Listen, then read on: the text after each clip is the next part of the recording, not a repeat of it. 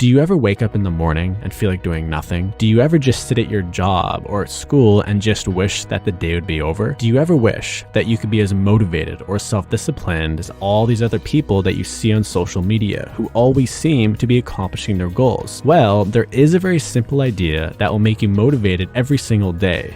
And no, it's not some little mindset like being grateful or waking up early. This idea is real, and millionaires and athletes and high achievers have been using it for years to accomplish their goals. And I'm going to tell you what it is by sharing with you a very inspirational story. This is Dave. Dave is an 18-year-old boy who is in his final year of high school. David had a pretty difficult life growing up, where he lived with his father and his little sister. His mother passed away of cancer from a very early age. David's father had to work very hard in order to provide for the family, and the only time David got to see him was for like 15 minutes when he picked him up from school, because soon after that he had to start a second job. David found himself wanting to hang out with the older kids at his school because he saw them as the father figure that he didn't have. But unfortunately, they would pressure him to do bad things like steal candy or steal cigarettes, and they would encourage him to skip school and party with them instead. His life was slowly heading in the wrong direction. But one night, after David had been out at a party, he came home to see two police cars in his driveway. As David walked to his house, he noticed that the main window was broken. He walked inside and saw two policemen talking to his little sister, who was crying. "Are you David?" the policeman said.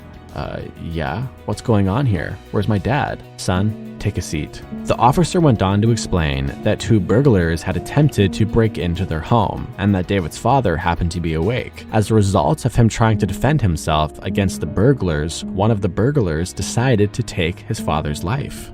David was in complete disbelief. The policeman's words didn't seem real. They themselves didn't seem real. This was literally a nightmare. In a matter of hours, David had now become the man of the house, and he had no family to turn to, he had very little money, and he now had to figure out a way to take care of himself and his little sister. Otherwise, they would be homeless and hungry. David was forced to drop out of school, and he immediately took on a full-time job at the local mechanic shop, where he had been working part-time. He would be there all day and just clean the dirty car parts and sweep the dirty floors. After work, he would come home, buy his little sister some cheap food, and then help her with her homework. He then cleaned the house, paid the bills. He was doing everything that a normal parent would do. But after a few months, David started to run out of money, and he could barely afford to buy food. David tried getting a second job, but nobody really wanted to hire some kid who looked poor, who had little to no skills, and had no high school education. Things were beginning to get really dark for David. He loved his sister very much, and he just wanted her to have the best life possible. But right now, he felt lost and alone. One day at the mechanic shop, David went up to his boss and asked if there was something that he could do to earn more money. And his boss said, "Well, I cannot pay you any more for your current job, but one of our mechanics just quit, and I'm looking for a replacement. So if you know how to repair cars, you could maybe do that," his boss said. "Yeah,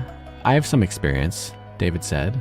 Really? I was kind of kidding, to be honest. You've been working here for like 3 months and you were just telling me now that you know how to fix cars? Yeah, I don't know. I just thought that you didn't need a mechanic and I needed a job, so I was just doing my job," David said.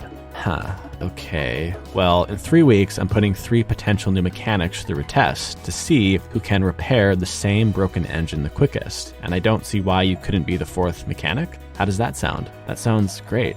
Thanks.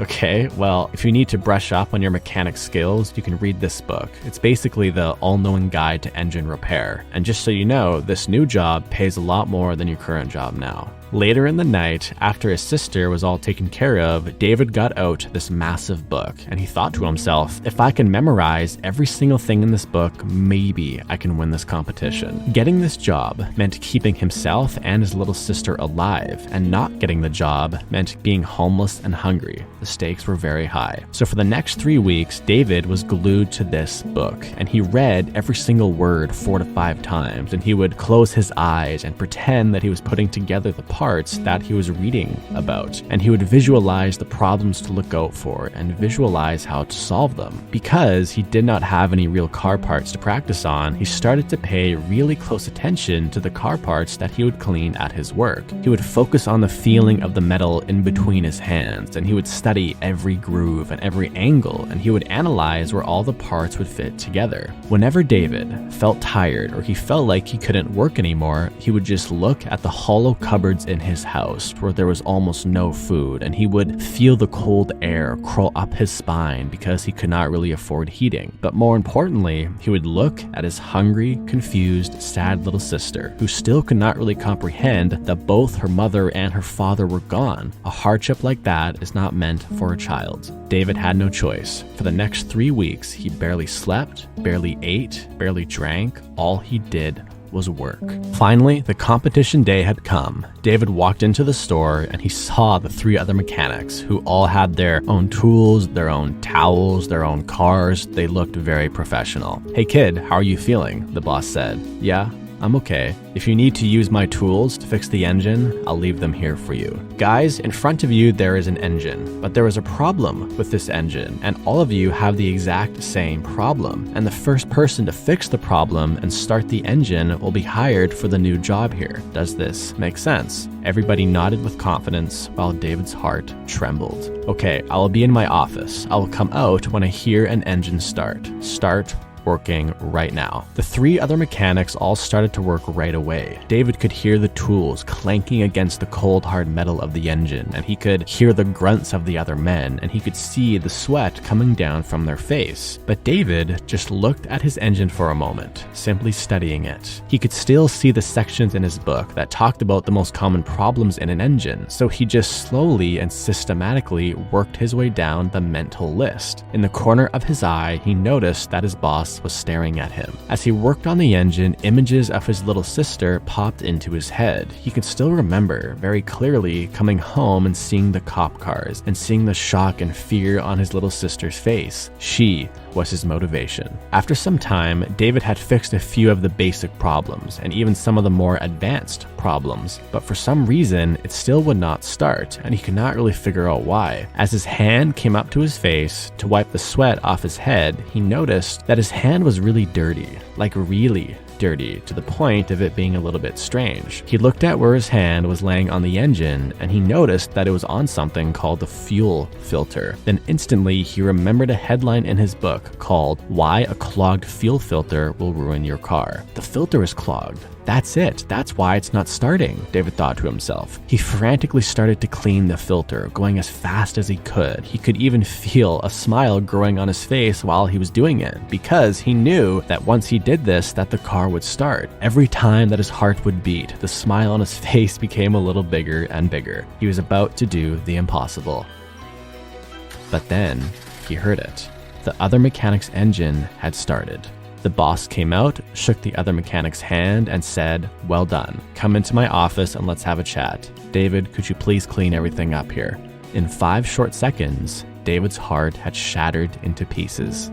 As he started to clean everything up, tears filled his eyes. All the work he put in and all the pain that he went through was all for nothing. What am I going to do now? How am I going to provide for my sister? What about the rent and the heating? What am I going to do for the winter? Thoughts like this were racing through David's head. A few hours later, after the winning mechanic had signed the contract to work there, the boss called David into the office. "So, I looked at your engine. You almost had it, eh? You just didn't clean the fuel filter in time." "Yeah."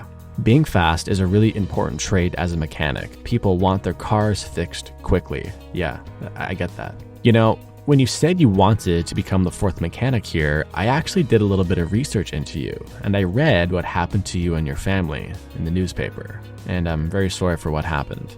David said nothing. "David, I'm going to ask you a question, and I want you to be really honest with me, okay?" Okay. "Did you lie to me when you said you knew how to fix cars?" David looked down for a moment. No." His boss just stared at him. "Yes, I lied." "Okay, so I'm guessing you lied to me because you really wanted the job because of the extra money in order to take care of yourself and your little sister. Is this true?"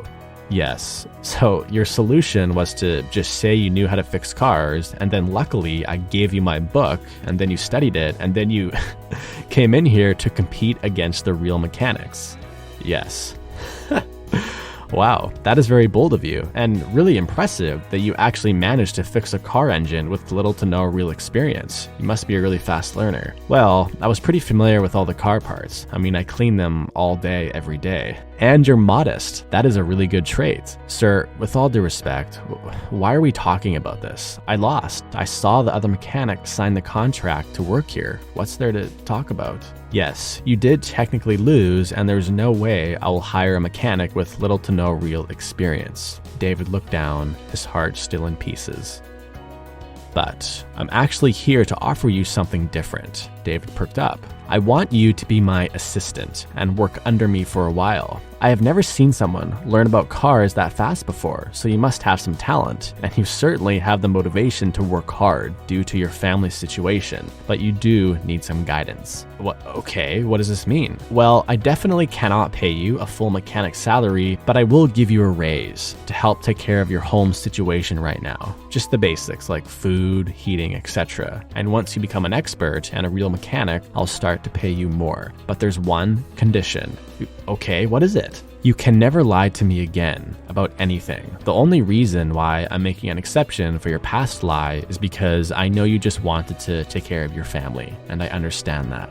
So, do we have a deal? Yes, I'll never lie again. I'll be the hardest worker. I'll do anything you want me to do. Okay, great. Well, show up every day at 6 a.m. and be ready to work really hard. And from that point on, David became obsessed with cars. Whenever he was not taking care of his sister, he would be reading books about cars. He would talk to other mechanics, go to car conventions. This was the thing that gave him and his little sister a real shot at life. After 6 months, David had become one of the head mechanics at the shop, outperforming all the senior mechanics. Then fast forward another 6 months, and he had become one of the most skilled mechanics in the city because he was so desperate and eager to learn more and more that nobody could keep up with him. In 1519, there was a man named Hernan Cortez who set out on a mission to take over an island with 500 of his men. When they got to the island, they faced other people who did not want them to be there. Cortez then ordered his men to burn the boats that they came in on, so there was no option to retreat. The only options were either to live or to die. Oftentimes, when it comes down to life or death situations, people discover an inner drive and new skills that they never knew they had. David was forced into a situation where he had to either sink or swim. He had to figure out a way to either provide for his family or to be homeless and hungry, which is pretty much like life or death. If you are watching this video and you have an inclination to start your own business or to have a certain type of body, you might have to implement this burn the boats concept. Burning the boats for you could be quitting your job, then figuring out a way to pay your bills on your own, or maybe it's moving out of your parents' house and then refusing to take financial assistance from your parents or your friends. Maybe it's giving your friend $5,000 and then saying to him, if I don't have a six-pack in 8 months, you can keep